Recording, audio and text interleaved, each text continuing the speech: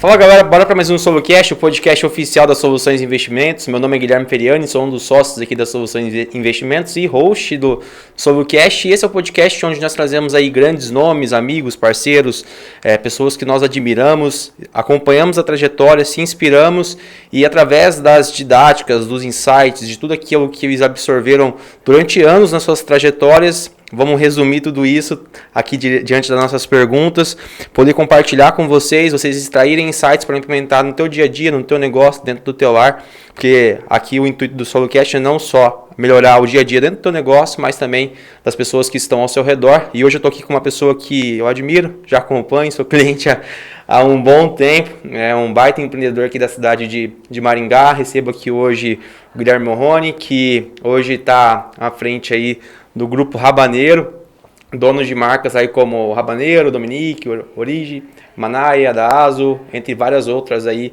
restaurantes de alto padrão da cidade de Maringá. Eles foram decisivos para o Mercadão de Maringá se tornar um polo gastronômico e recentemente aí o Rabaneiro foi eleito o segundo melhor restaurante aí do Paraná. Mais do que empresário, ele é uma referência em gestão, atendimento de alto padrão e cultura, né? Então seja muito bem-vindo, que a gente possa aí agregar muito aí para a nossa audiência e obrigado pela disponibilidade. Obrigado pelo convite, Guilherme, parabéns aí pelo projeto, privilégio para a gente poder estar falando um pouquinho aí do nosso negócio, da nossa trajetória e vamos lá, espero que seja um bate-papo legal aí para a galera poder acompanhar. Bom, antes da gente destrinchar, falar sobre negócio, falar sobre qualidade, falar sobre excelência, eu sempre tenho uma pergunta que eu faço para meus convidados. Todos já têm anos ali de carreira, estão no patamar hoje com o negócio consolidado, a cultura da empresa muito bem estruturada.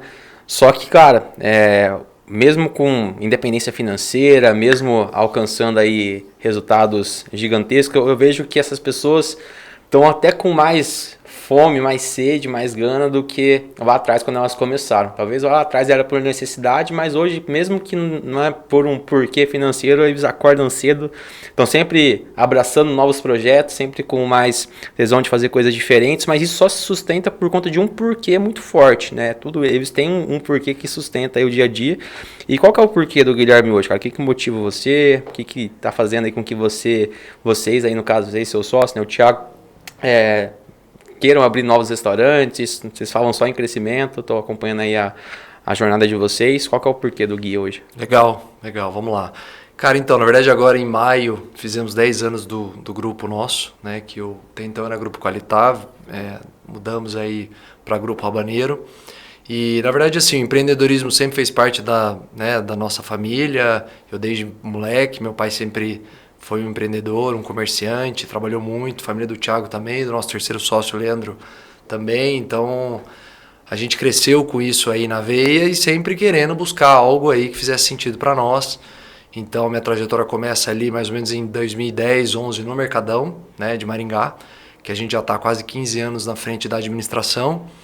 E foi um negócio que apareceu para a gente, que nós entramos, que meu pai já vinha da administração de shopping, então já tinha know-how nessa área e apareceu esse empreendimento para nós administrarmos e nós, né, na medida que entramos, foi o meu primeiro negócio, eu era novo ainda, então as coisas começaram a aparecer, nós tínhamos uma demanda muito grande, uma carência na época de ter operações de gastronomia no empreendimento, né? Maringá também tinha essa carência. E ali surgiu uma vontade, um desejo. O meu sócio, o Thiago, é meu amigo de infância, então nós tínhamos uma ideia de montar um projeto juntos. E aí veio o Dazo, que nós iniciamos ali em 2015, e aí do Dazo, graças a Deus, aí ano a ano nós fomos conseguindo montar uma operação por ano, né?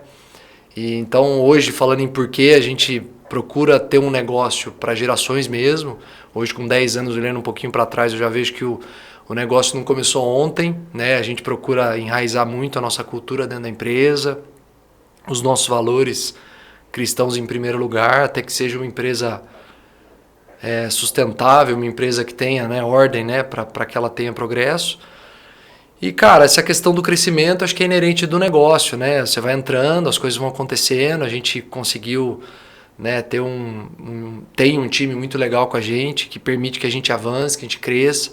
Né? A gente também é de Maringá, então conhecemos, né, vários empreendedores locais no qual tem interesse de ter a gente, né, junto em novos projetos. Então as coisas foram acontecendo até 2019, 20, a gente sempre empreendeu dentro dos mercadões mesmo, né, até 19, próximo da pandemia ali no Mercadão de Maringá, e aí meu pai inaugurou o Fratello ali próximo da pandemia, que a gente abriu 2 unidades, que é a Origem e Dominique, e dali a gente, né, veio o Rabaneiro, que já era uma operação do meu sócio, que a gente, né, entrou em 2019, que nós ficamos sócio, e posterior a isso a Baker no passado, nesse master plan legal aí que a gente falou um pouquinho do pessoal do Cidade Aruna, e agora vem surgindo novas frentes na rua, em outros empreendimentos que vão sair em Maringá, mas assim, difícil eu te dizer porque nunca foi algo projetado para chegar num volume, mas, né, a gente procura também sempre crescer com responsabilidade, até para não ter um negócio que não para em pé. Se você for pegar a maioria da gastronomia, é uma gastronomia que os restaurantes que estão consolidados há um bom determinado tempo, né? Sim. São poucos restaurantes que entraram aí nos últimos 2, 3 anos ali que conseguiram, por exemplo, brigar com vocês, brigar com outros restaurantes que já estão na cidade que são mais tradicionais, né? Até eu acho que agora o pessoal tá até, o maringaense, eu acho que tá agora, não sei se você percebeu isso também, mas tá melhorando a questão do paladar, né? Tá começando a comer coisa boa, tipo, assim, cara, valorizando realmente, cara, vai ali, sabe o que é um café, a gente brinca, né, um café inflacionado, mas por que é inflacionado? Porque é que o paladar não retrocede, então, cara, tem a questão ali dos ingredientes, de como que é feito, né, e hoje eu priorizo muito isso também, quando eu compro alguma coisa, né, cara, tem que ser com ingrediente de qualidade, e é legal, é bacana isso. Mas por que você acha, cara, que hoje acho que a internet que tá levando essa informação e a galera tá tendo esse acesso a mais informação e tá procurando experiências diferentes? Cara, na verdade eu acho que o acesso tem melhorado muito, né? As pessoas têm conseguido desfrutar. Acho que a gastronomia hoje ela é muito mais acessível do que era antigamente. Até falo, a gente moleque, a gente não tinha o hábito com 19, 20, 22 anos, né, de ir num restaurante à noite com amigos, de desfrutar da gastronomia, porque tinham poucas opções. E as coisas mudaram, né? A própria casa noturna, o ambiente de balada tem diminuído e a gastronomia tem crescido muito, porque realmente ela entrega uma experiência para um menino de 16, 17 até, né, casais e pessoas mais velhas. Então acho que o leque ampliou muito do nicho que consome isso. Logo, as opções elas têm aumentado. Essa questão, acho que do padrão, realmente, não só por nós, mas tem vários empresários em Maringá muito competentes na gastronomia e a régua vai subindo, né? Um vai montando um negócio, traz alguma coisa diferente, aí a concorrência acho que é saudável para o consumidor porque todo mundo quer fazer algo melhor. Então, a gente particularmente, uma coisa que eu sempre falei tanto dentro do Mercadão quanto para amigos e no nosso dia a dia, nós sempre vivemos São Paulo como o nosso maior termômetro. Então, desde lá em 2012, 13, a gente sempre teve o hábito de ir para lá. Eu sempre falei, cara, você tá 1 hora de avião de São Paulo e você ou pode pegar um ônibus à noite e no outro dia de manhã você tá lá. E ali você tem uma escola que, para mim, ela é mundial em todos os setores, não só na gastronomia. Né? São Paulo, ela briga, para mim, com qualquer capital do mundo. E ali você tem uma oportunidade de, cara, você mapeia, tanto que a gente, desde o começo do DASO, cara, as pesquisas de mercado sempre foram muito evidentes em São Paulo, então 10, 20, 30 restaurantes em poucos dias para você aprender e ver o que os caras estão falando, né? Estão trazendo. Então, às vezes as pessoas falam, nossa, como é que vocês fizeram isso? Não, a gente nada mais fez do que ir buscar uma referência legal e tentar adaptar aí a nossa cidade. Nem tudo que a gente vê nos grandes centros dá certo, porque precisa aprender e entender a nossa regionalidade. Mas a gente sempre buscou inspiração em quem está dando certo. Então, né, São Paulo, assim como quando a gente tem a oportunidade de viajar também, a gente vai para os grupos que são referências.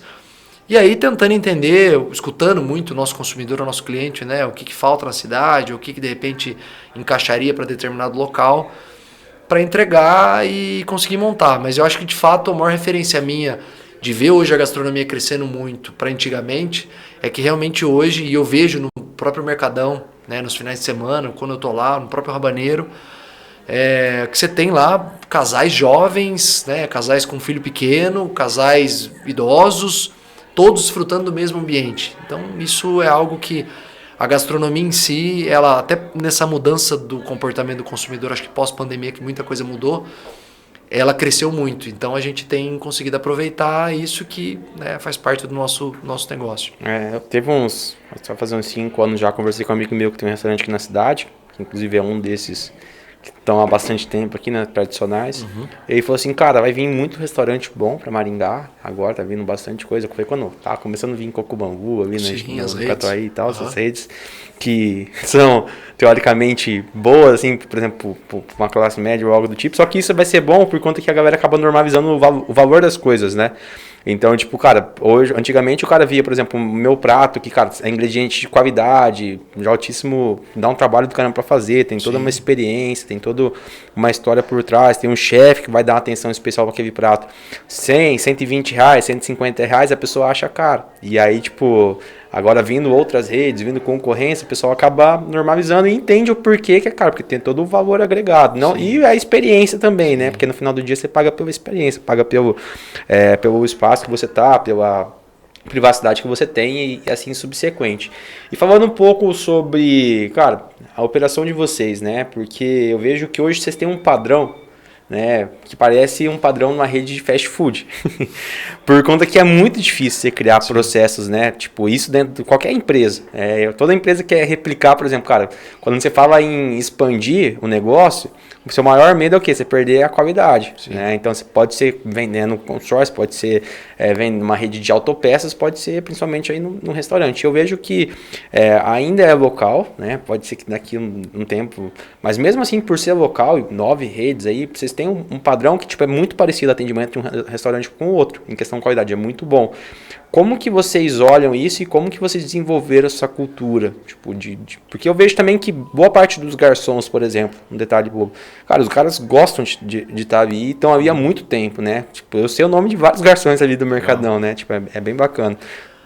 Legal. Cara, eu acho que assim, algo que sempre foi muito enraizado desde o início é a questão da cultura nossa. Eu acho que o ambiente de trabalho, a valorização do nosso colaborador, eu sempre falo que o nosso primeiro cliente é o nosso colaborador. Então, assim, não adianta eu buscar entregar uma experiência pro cliente final e eu não ter um colaborador feliz, que tenha que receba um salário digno, que tenha condições boas de trabalho e que tenha principalmente muita capacitação para entregar o que a gente busca. Então, acho que essa questão dos treinamentos assim, faz parte do nosso dia a dia na empresa, em todas as áreas. Então, área de atendimento, área do próprio sommelier, de vinho, treinamento de cardápio, treinamento da brigada como um todo, padrão de questão de uniforme. Então, se eu fosse te elencar, são muitas coisas que fazem parte do nosso dia a dia, no nosso escritório mesmo, para entregar isso que a gente busca do cliente falar, cara, independente se eu for no Rabaneiro, se for no Mercadão, se for no Fratello ou na Baker, eu vou ter o mesmo padrão de atendimento. Evidente que muitas vezes a gente não consegue entregar isso como um todo, porque a gente tem uma dificuldade de mão de obra, mas a gente conseguiu criar um time e ter uma equipe muito sólida, muito boa. A gente trabalha muito para manter um turnover baixo, para manter, né, e ter um plano de carreira que as pessoas trabalhem e tenham vontade de trabalhar na empresa a médio e longo prazo, que acho que isso nos ajuda muito. Então, essa baixa rotatividade permite com que você consiga entregar um padrão, como você falou. Cara, conheço o atendente, o cara já me conhece, né, conhece o que eu gosto, e isso vai se replicando para muitos clientes aí que a gente atende mensalmente. Então, é uma luta diária, eu te falo, mas faz parte. A gente valoriza e acredita que isso, né, tem um valor absurdo. Então, a gente até gosta muito de formar as pessoas dentro da empresa. Então, você pode reparar, tem muita molecada nova trabalhando com a gente, que eu acho que aí a gente consegue tirar alguns vícios, muitas vezes, que a pessoa traz de outras empresas, independente de ser bom ou ruim, mas trabalhar em cima de uma ótica e de uma ideia que a gente defende. Então, acho que isso, nesse dia a dia, permite que, na ponta, o cliente se sinta aí abraçado, né? Que essa experiência que a gente tanto busca aí do cliente, através dos atendentes ou do pessoal da cozinha, todo mundo que faz parte da equipe, entrega aí o melhor produto. Top. Você falou de São Paulo, mas fora São Paulo aí, onde mais vocês buscam tendências, cara? Hoje pra vocês aí, se for pegar sei lá, um top cidades aí. Legal. Quem dá aula para vocês? Aí? Cara, assim, eu te falo que 70%, 80% é São Paulo mesmo, porque como a gente até estava conversando ali em off, como a gente criou uma rede de network até através de empresas que são parceiras da área da gastronomia, então escritórios de contabilidade, advocatício e que trazem essas soluções para melhorar a gestão dos restaurantes, de grupos, a gente tem muita agenda lá, porque ela vai muito além, né, dessa troca com empresários do ramo. Então a gente vai muito mais para lá e lá também tem as feiras, tem todo, né, esse portfólio que a gente precisa para o dia a dia. Mas lógico, cara, Rio de Janeiro, às vezes, né, parte mais de boteco, meu sócio gosta de ir para lá. Belo Horizonte particularmente eu não conheço, mas é um lugar que meus sócios já foram. Mas não tem outra cidade assim no Brasil que eu posso te falar que assim, cara, é intencional. Eu te falo assim, ó, a gente vai montar uma operação nova e a gente precisa, como todo negócio, fazer uma pesquisa.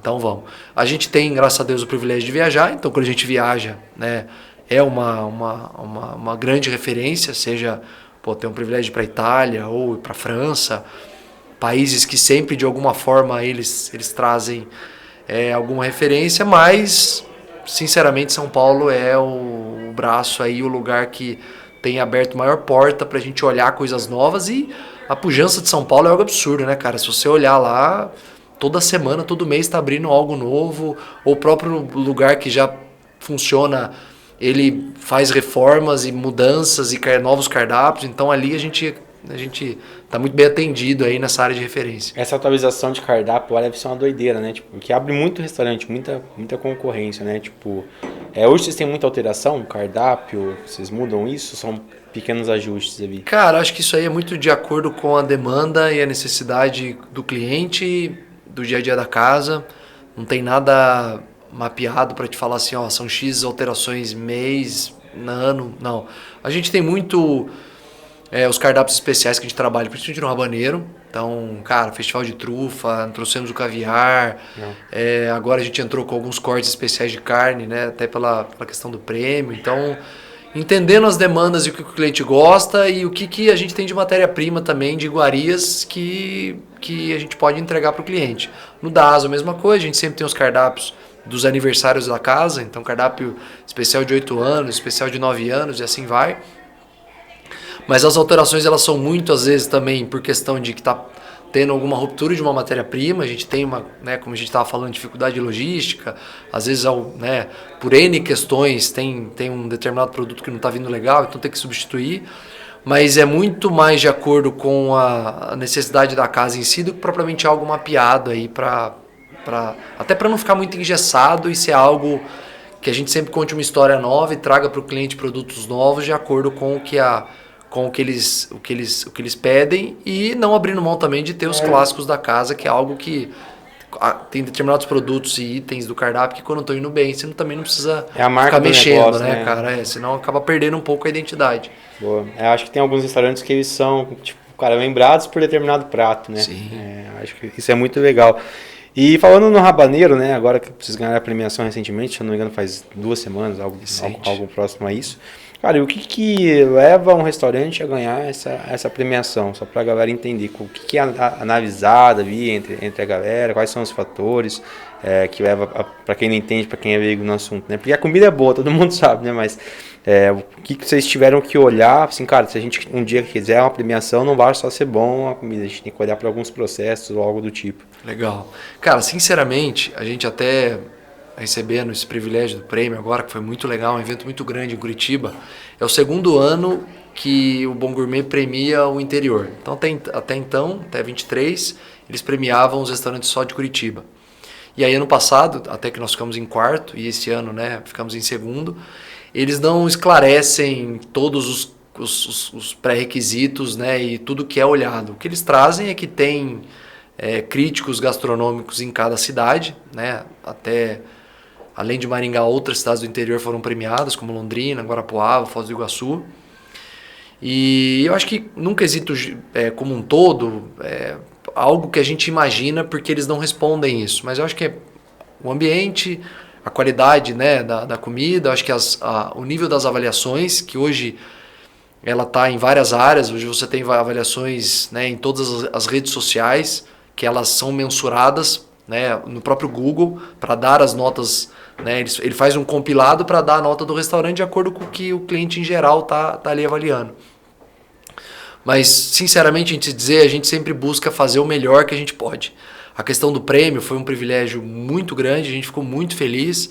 A gente, né, não trabalha para ganhar prêmio, mas quando vem é uma benção, né, cara? A gente que tá aqui no interior não tem essa prática de ter grandes festivais que premiam, foi muito legal. Mas acho que é o trabalho, né, o Rabaneiro sempre foi a casa que a gente sempre teve esse cuidado maior de ter uma gastronomia um pouco mais elevada, de ter um ambiente como o salão não é tão grande quanto as outras casas.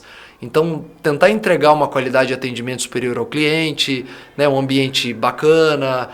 Então, desde o cuidado do cliente quando ele entra, o valet que tá recebendo o carro, o segurança da porta, a hostess que vai colocar o cliente na mesa. Então, toda a trajetória, essa jornada dele até ele ir embora, a gente procura mapear ela interna, que eu acho que isso, olhando os restaurantes em São Paulo quando são premiados e outros, né, de festivais que, tanto o próprio Guia Michelin, que é o mais famoso, né, e a gente vai olhar, é basicamente esses principais quesitos aí sendo muito bem cuidados para o cliente ter essa experiência, que ela vai muito além de um item só. Não adianta você comer muito bem e ser mal atendido, ou ser muito bem atendido e a comida não tá legal. Ou ter os dois, mas está num ambiente que não entrega muito. Então, quando a gente começa a olhar tudo isso, essa foi a busca. É evidente que tem problemas, né? Mas eu acho que esse conjunto foi o que permitiu o Rabaneiro chegar nessa premiação, além do tempo que tem de casa, já não, né, não é um negócio que abriu ontem. Eu acho que essa fidelidade do cliente, essa credibilidade que a gente conseguiu entregar, né, vai permitindo que a marca comece a ter força a ponto de quando existe uma avaliação, né, você não está ali surfando uma onda, você já tem um negócio que já está ali um período trabalhando, né, para conseguir ter essa premiação, que para nós foi assim, cara, muito, muito legal mesmo. E até pra galera entender, o Guia Michelin, eles geralmente frequentam restaurantes mais em grandes capitais, tipo, porque não, acho que pro restaurante é um ápice, tipo, você receber uma visita ou algo do tipo. Cara, é assim, eu não sei te dizer especificamente se existe, as estrelas Michelin são só em capitais ou não tem interior, eu acredito que deva ter. Mas eu acho que nem todo mundo trabalha em prol disso, como eu falei, a gente, né, o trabalho e a prioridade é entregar o melhor para o cliente. A questão da premiação, ela é uma consequência, acho que, de um bom trabalho. Né? A gente aqui nunca imaginou, antigamente tinha aquele guia 4 rodas, que ele era mais famoso, mas eu acho que esses festivais, eles também acontecem muito de acordo com algumas cidades que valorizam mais ou menos isso. Então, a gente nunca buscou entender muito por que tem mais em local A ou local B. E particularmente até, eu para te falar, eu não tenho muita frequência em ir em restaurantes com estrela, porque esses restaurantes, de fato, eles têm um ticket muito mais elevado, eles entregam uma experiência que, na maioria das vezes, ela vai até superior ao que a gente tem no dia a dia aqui. Então, na maioria delas, menu degustação, aquela coisa mais com composição, não faz parte muito do nosso dia a dia. Então, a gente procura sempre olhar referências de grupos e de restaurantes que entregam ou tem essa busca nossa aqui, né, desse contexto como um todo. E como eu te falei, cara, foi algo que apareceu, até a gente falou com o pessoal do Bom Gourmet, né, e pediu para que esse prêmio continue, porque eu acho que isso, até em Curitiba lá, o prêmio, assim, ele vai muito a fundo. Então eles premiam lá por segmento mesmo, né, desde padaria, doceria, cafeteria, e a gente viu o orgulho, a felicidade, a alegria dos empresários ou dos chefes quando recebem isso, porque não deixa de ser uma valorização de um trabalho. Então, se continuar e puder estender para Maringá, foi muito legal. Mas eu acho que o trabalho como um todo é não buscar olhar ali, porque senão até a gente falou para a equipe, quando você começa a buscar muito algo e dar uma engessada, acaba até atrapalhando a equipe, porque eles não trabalham com uma certa leveza. Então, acho que o ponto é, entrega o melhor, vamos tocar o nosso dia a dia e buscar aí para entregar o melhor para o cliente. O resto no fim do dia é consequência, né? Ficar no trabalho. E a gente fala muito de acerto, né? Tipo, cara, teve muito acerto aí durante a trajetória e tudo mais, só que teve muito erro também. E se você pudesse pontuar um grande erro, que no final do dia foi um grande acerto para a trajetória de vocês, qual que foi? Cara, a gente fala muito, e eu falo muito da pandemia, porque foi algo que, assim, Foi o principal só a gente extremo. sabe que a gente passou lá e eu não imaginava o que aconteceria com o negócio, porque foi algo, né, muito triste em todas as áreas. Mas da pandemia, de uma grande crise, surgiu ali muitas oportunidades que, graças a Deus, a gente conseguiu abraçar. Então a gente fez toda uma alteração interna nas nossas cozinhas, otimizou o nosso negócio, a nossa área de bar, de gestão do caixa como um todo. Então a gente otimizou a operação, a gente abriu muito esse canal de venda que é o delivery, que até então ele trabalhava para um nicho mais específico, de uma galera que queria comer uma comida mais rápida, e hoje é algo que é uma realidade, né, para nós em todos os dias. E aí dessa crise, dessa dificuldade também aparece muita coisa, né? Aparece o trabalho que você está fazendo, se você realmente tem credibilidade, né? As pessoas que estão com você. Na época nós tínhamos próximo a 100 funcionários e a gente, cara, graças a Deus conseguiu não demitir ninguém e todo mundo ficou com nós, e a gente sempre priorizou a equipe. Mas ali as coisas foram acontecendo, a gente melhorou muito o negócio, saiu de algumas coisas que não estavam dando certo.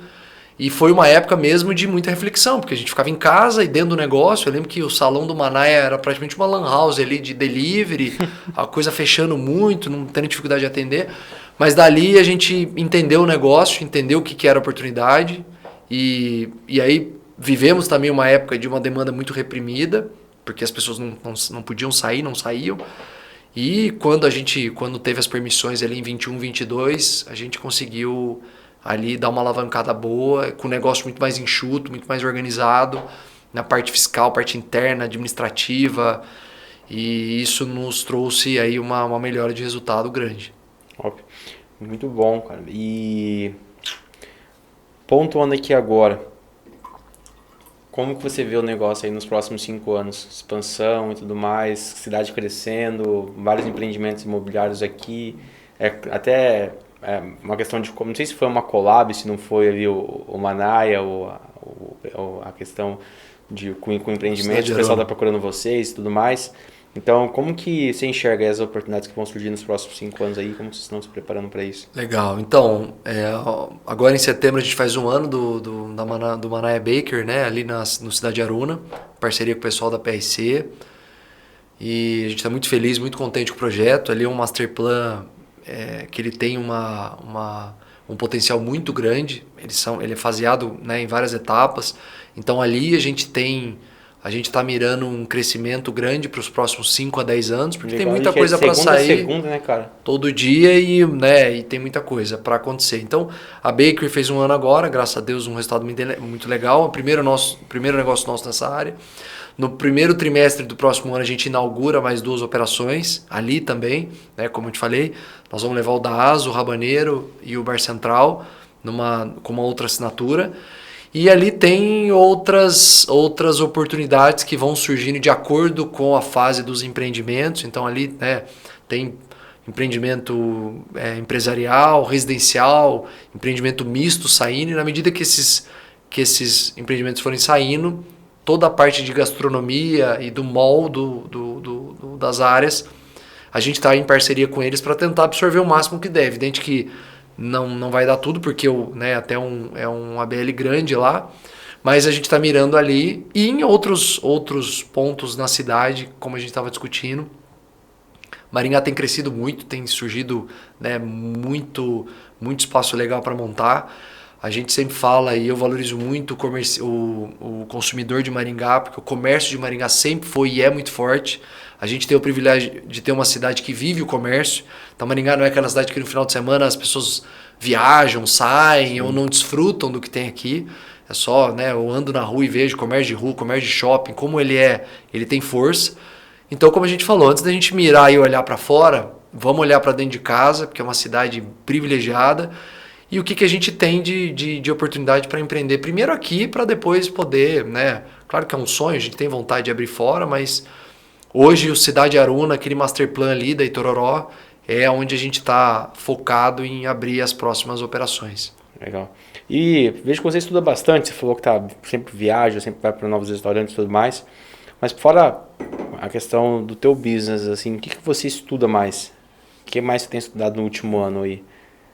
Cara, como eu te falei, eu procuro ouvir muito podcast. Então, o Market Makers lá, que é um pessoal que eles recebem, perdão, muita gente de mercado em todas as áreas. Então, é sempre bom a gente estar antenado para entender também a área de investimento, a área financeira. Então, é algo que eu procuro estar sempre antenado nisso. E a gente conseguiu criar um network muito legal de grupos da gastronomia e parceiros do nosso negócio que a gente troca muita ideia. Agora mesmo, em final de setembro, a gente tem uma grande feira que é a ProWine, que é a maior feira de importação de vinho do Brasil. Então lá vão estar todas as importadoras. E ali a gente consegue ter uma agenda ali de 3 dias que envolve desde fornecedor, a grupos de restaurante, a parceiros do setor. Então acho que é isso, cara, tá sempre antenado e focado no nosso negócio. Eu também procuro tentar olhar muito para dentro pro que eu tô fazendo, porque hoje, né, a informação ela é tamanha que também se a gente não focar, a gente começa, né, a ser bombardeado de informações, mas na hora de aplicar isso, a gente, né, se confunde um pouco.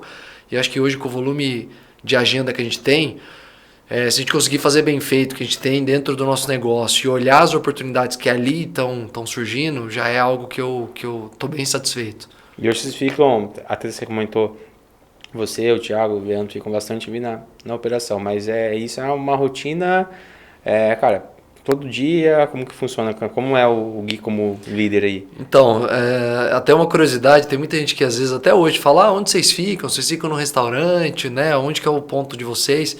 Desde o nosso primeiro negócio, nós montamos um escritório e a gente sempre entendeu que a gente precisava ter um espaço, né, para nós tocarmos a gestão da empresa.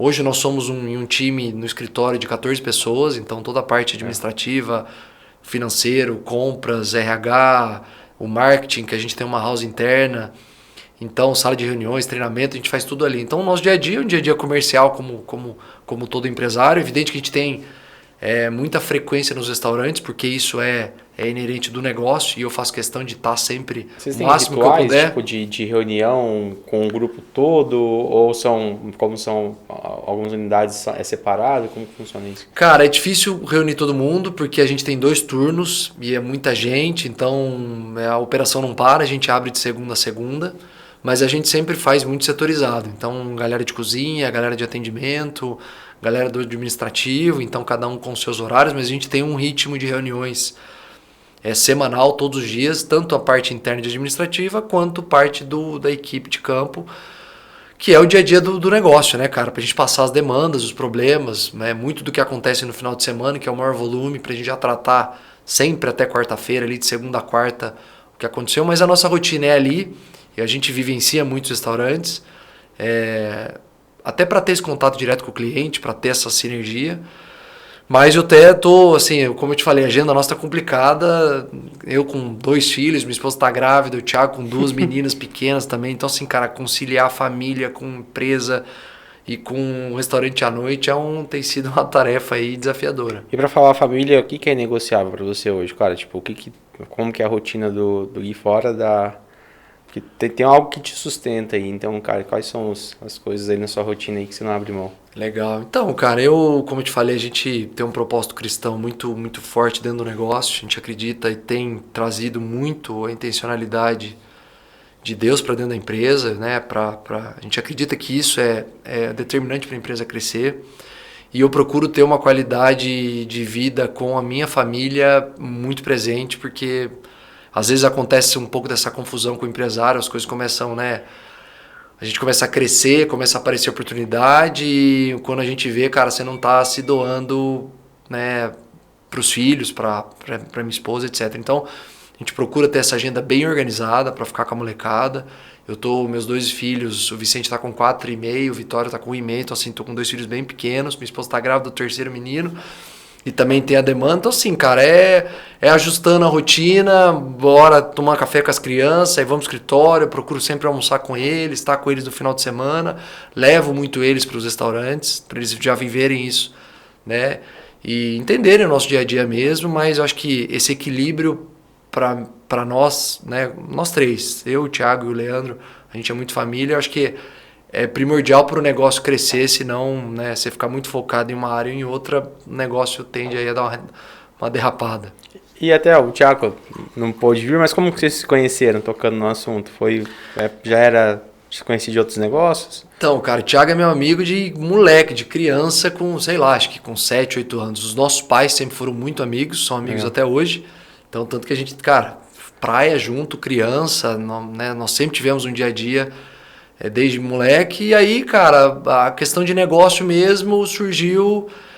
O Thiago estava se formando na PUC, em administração, ele até estava fazendo o TCC dele de um restaurante, que era um projeto.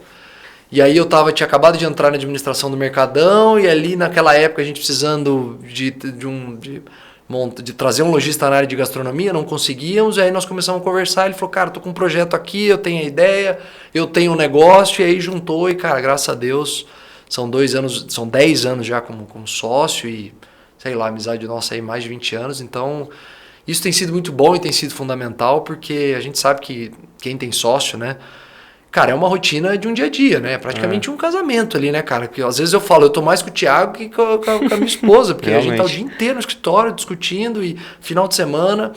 Mas graças a Deus a gente tem uma amizade muito, muito sólida. A gente se respeita muito. A gente até brinca que nós nunca brigamos até hoje, são 10 anos já. Os caras falam, vocês não brigam.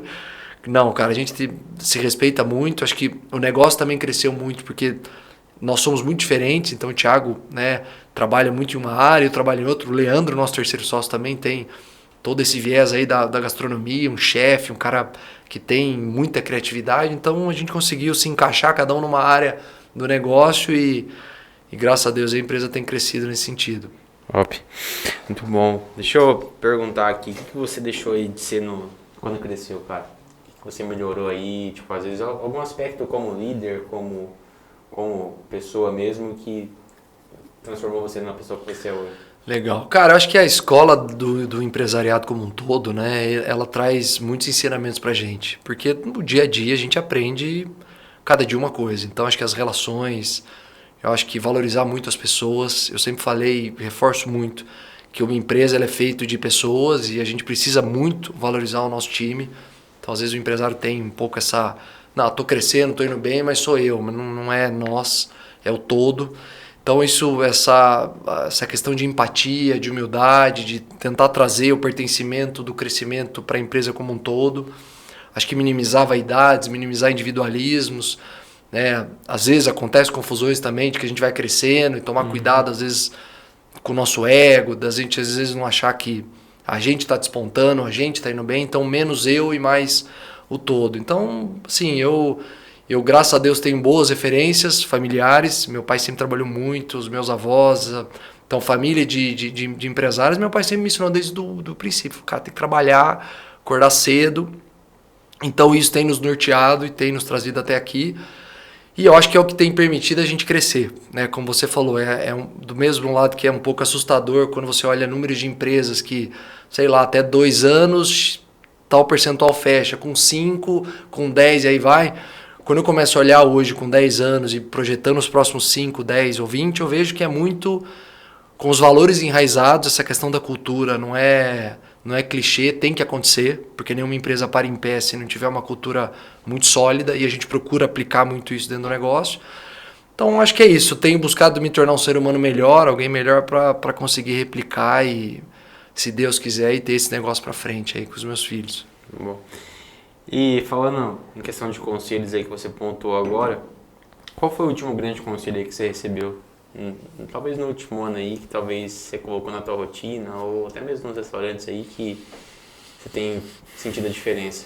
Cara, sim, eu recebo muito conselho. Eu tenho um mentor que é meu pai, que está comigo no dia a dia, pai do Thiago também, que é um empresário.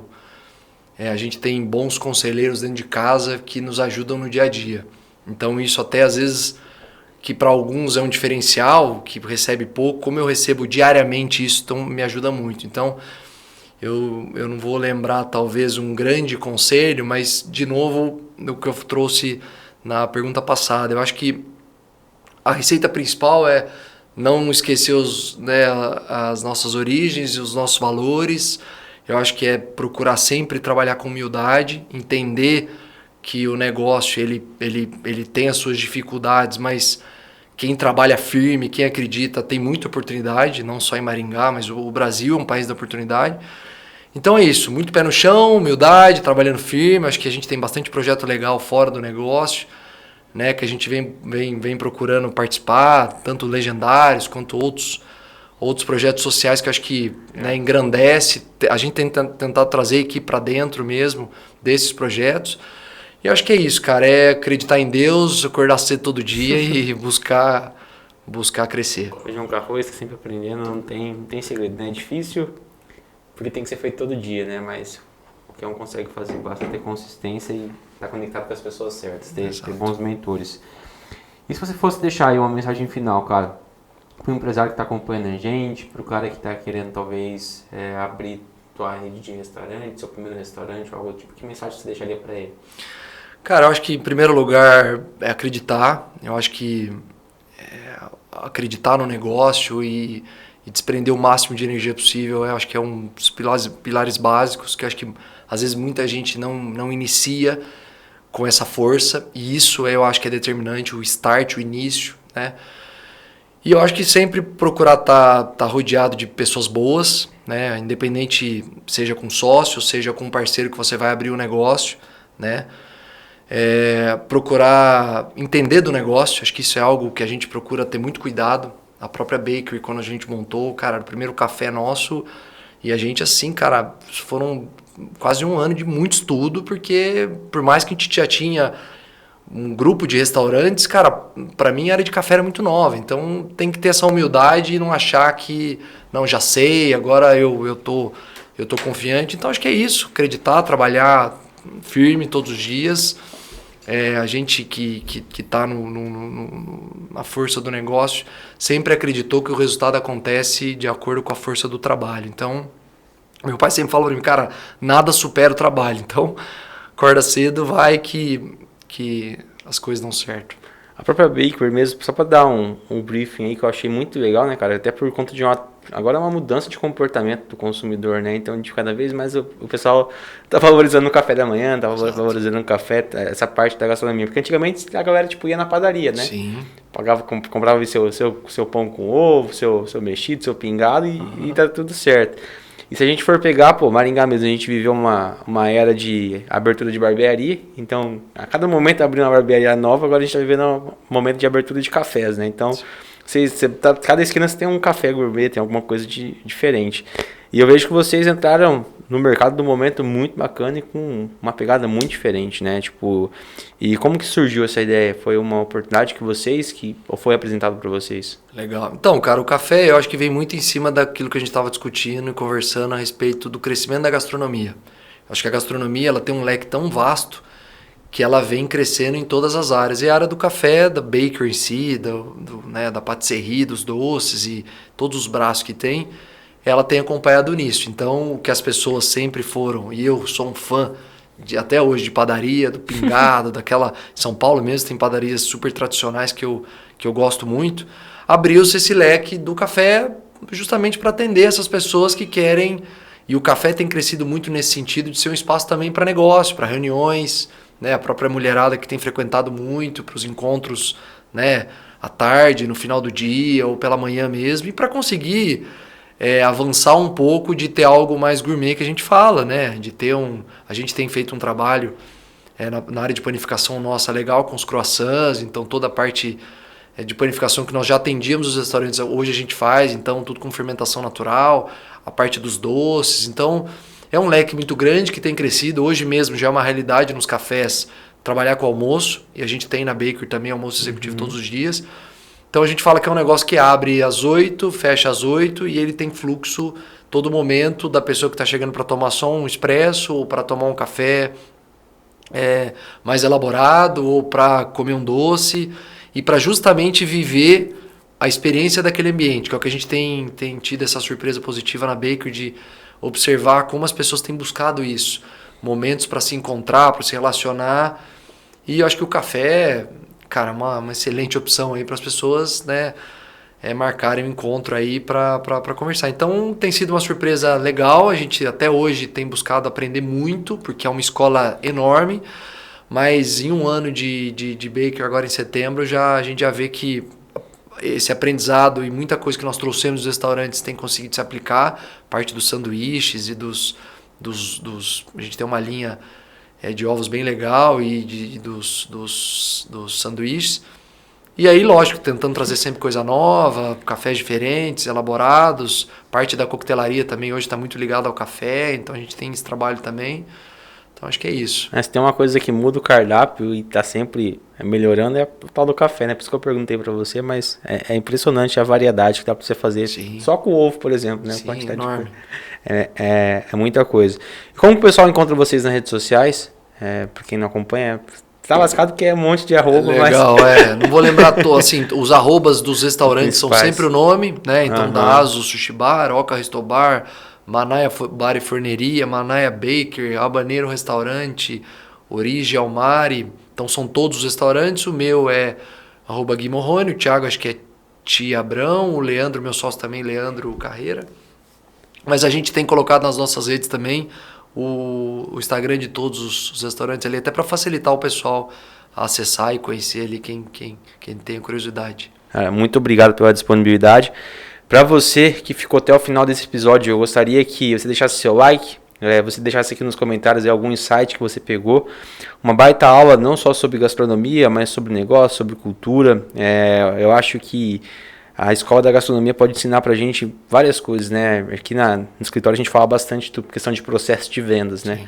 E é muito difícil você padronizar algo, né? E você levar isso, essa cultura, criar um processo. Cara, eu tiro o chapéu aí, por exemplo, pro McDonald's, porque, cara, é um produto barato, mas se você for ver, o processo é o mesmo, sim, né? E aí a pessoa, tipo, ela tem um processo de vendas ali tão bacana que, pô, quanto que eles não faturam, às vezes... Só naquele, você não quer aumentar a sua batata por R$1 a mais, né? Eles faturam muito, cara, sim, por conta, não vou lembrar o número agora, mas são detalhes, são processos de vendas ali que eles ensinam pra gente, por exemplo, cara, às vezes a gente tem vários produtos na carteira que a gente pode estar oferecendo pro mesmo cliente que o cliente sim está disposto a comprar, só basta a gente sim, conversar, conscientizar, então eu acho que é muito importante isso, como você disse, quando a gente escuta podcast de mercados diferentes, a gente aprende, tira insights diferentes. Uhum. Então, se você ficou até o final desse episódio, deixa seu like, compartilha com o teu amigo, se inscreve no Solocast Oficial para dar uma força pra gente e até o próximo episódio. Muito obrigado, Guilherme, aí, pela disponibilidade novamente. Obrigado, privilégio de estar aqui, um prazer participar desse projeto, que Deus continue abençoando aí a trajetória de vocês e legal a gente poder falar um pouquinho do nosso negócio, né, da nossa trajetória e espero que tenha sido legal aí para quem assistiu. Obrigado. Fechou? Até o próximo episódio.